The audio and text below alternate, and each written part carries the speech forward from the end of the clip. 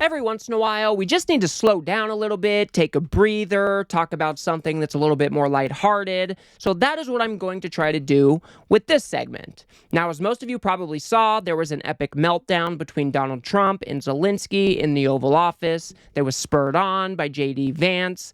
But during that interaction, there is a reporter by the name of Brian Glenn. He is dating Marjorie Taylor Greene, and he came out and he asked maybe the dumbest question of all time. He said, "Hey, Zelensky, why don't you wear a suit?" Now, of course, this is an absurd thing to focus on. Zelensky is here to garner support for him and his country. He is trying to show solidarity with his troops that are currently fighting on the ground in Ukraine. But because Donald Trump has replaced outlets like the AP and Reuters with far-right lunatics like Brian Glenn, I think this is kind of the dialogue that we can expect as we move forward into this Trump administration.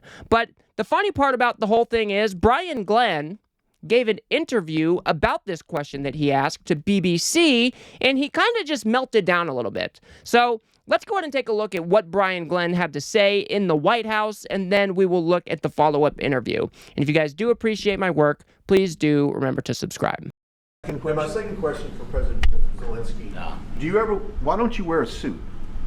Why don't you wear a suit? You're at the highest level in this country's office, and you refuse to wear a suit. Just want to see if do you own a suit? Yeah, problems. A lot of Americans have problems with you not respecting. I don't have such. Office. I will wear costume after this war will finish. Okay. Yes, maybe one. Maybe something like yours. Yes. Maybe something better. I don't know.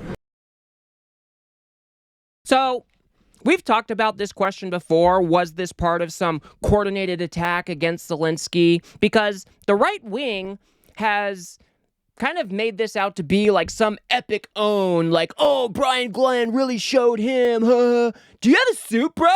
Do you even want a suit? Like, it is all just absurd, and the right wing is trying to use it to belittle Zelensky, trying to say that he somehow disrespected the president because he wasn't wearing a suit. It has all just become an absurd topic of conversation, and it's not something that I would normally focus on.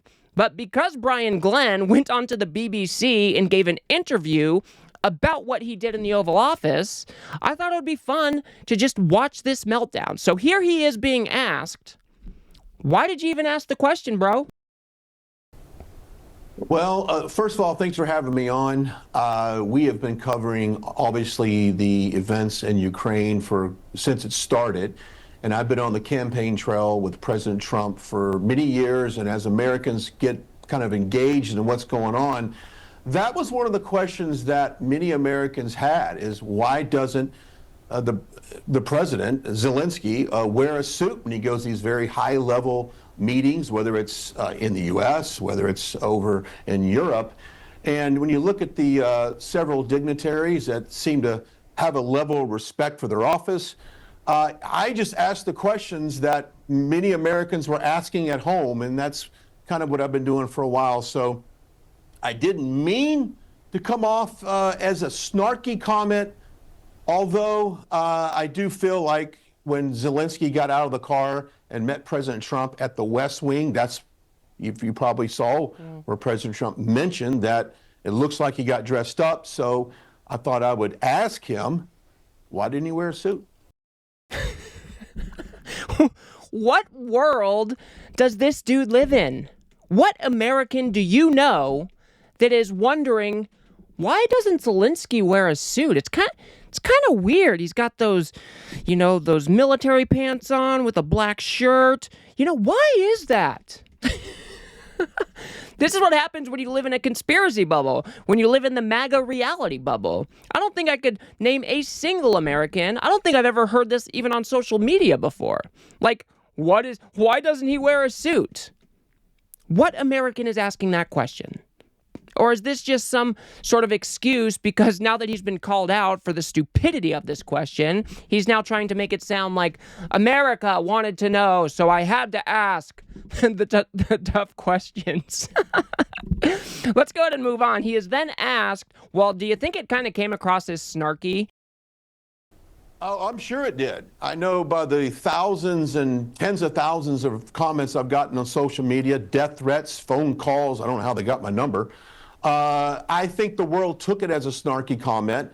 That wasn't really my intention. My intention was just to see if he understood the level of respect that people have when they go into the Oval Office. Now, a lot of people will say, well, why doesn't Elon Musk wear a suit?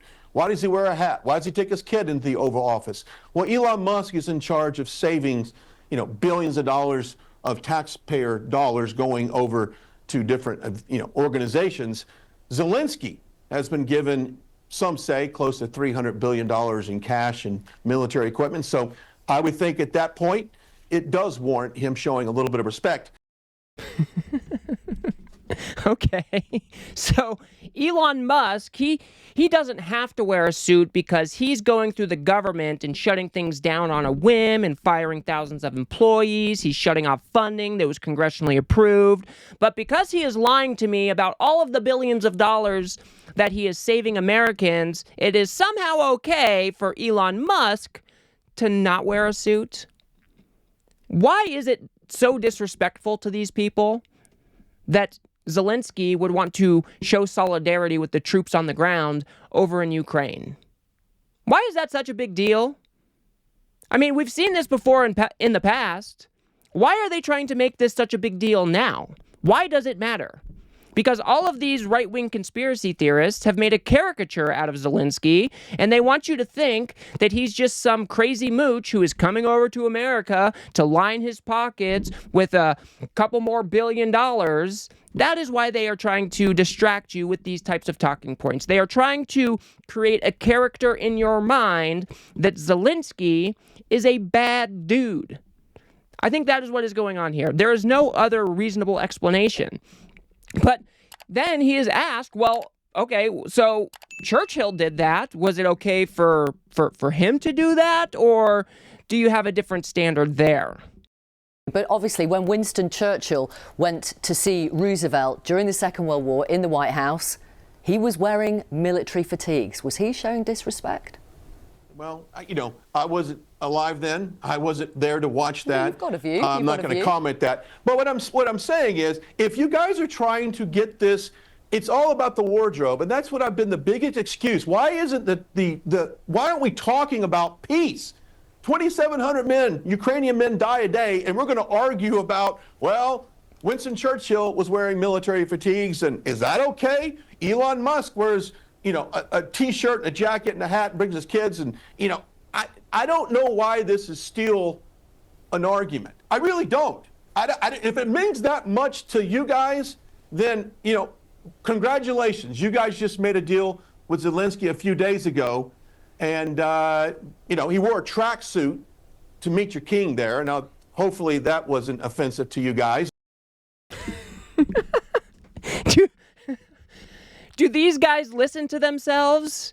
You can see he's getting all worked up. He's basically yelling at the camera at this point. And then he has the gall to ask, well, why aren't we talking about the peace? Why isn't that the focus of conversation? Well, 'cause, dummy, you had the idea to go into the Oval Office and say, hey, Zelensky, why don't you wear a suit? Do you even own a suit? So I don't know why I find this so hilarious, but it is just so crazy to me that these people have no self-awareness. The only reason this is a topic of conversation is because you asked this stupid question. You are the one who made this the topic of conversation. You are the one that tried to berate Zelensky because he wasn't wearing a suit. Had you have not mentioned it, this would not be a topic of conversation right now, and maybe, just maybe, we could be focusing on what a peace agreement might look like going forward for Ukraine. Maybe that's why, Brian, what a dumbass, man. These people, I don't even know what to say. I'm speechless. It is just pure stupidity from so many of these people. And these are the guys that Trump is surrounding himself in the Oval Office. It is absolutely wild to me. All of the reputable news sources are being kicked out one by one, and they are getting replaced with idiots like this. That is why these discussions are underway, because we have people like Brian Glenn in the Oval Office. I'll go ahead and show you this one last clip when they're talking about... Brian Glenn tries to make it out like Trump is some big, bad, tough guy and that everybody who negotiates with Trump, well, they fear him. Being as tough as he gets, it can't be peace at any cost. It's got to be a sovereign Ukraine. It's got to be backed by US security guarantees, or else President Putin will be right back in there.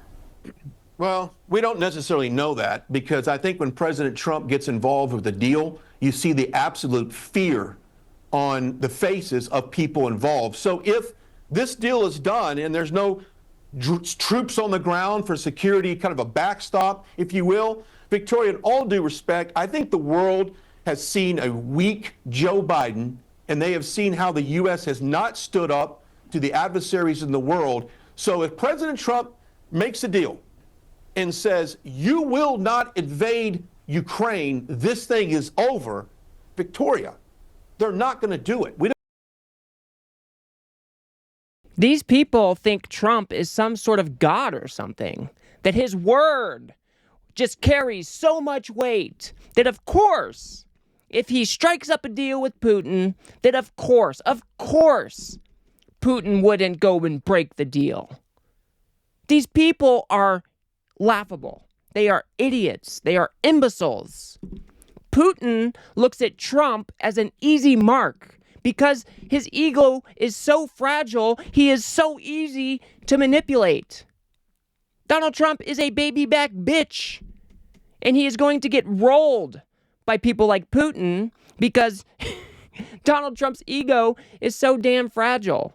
Now, I know this was a little bit more of a serious one because it just goes to show you the types of people that Trump is surrounding himself with. These people are cult members. They think Trump can do no wrong. They think his word carries weight that it doesn't. They think that he is just some sort of god or something. I just don't know how else to put it, but these are the types of folks that Trump is surrounding himself in the White House. And of course, the peace agreements need to come with some sort of security guarantees, because Putin, like he has done time and time and time again, he will just catch his breath and he will reinvade in a couple years. And he's already broken at least probably a dozen ceasefires since 2014. There is no reason to trust that Putin wouldn't break them again. There is no reason to believe that. And these people try to raise Trump up on some sort of pedestal and think that, you know, nobody will go against Trump because he's such a big, bad leader, is just foolish. This is weakness. Donald Trump is no master negotiator. He is surrounding himself with yes men and he has no idea what the geopolitical landscape looks like. He has no idea the understanding of history over between Ukraine and Russia. It is just an absolute shit show.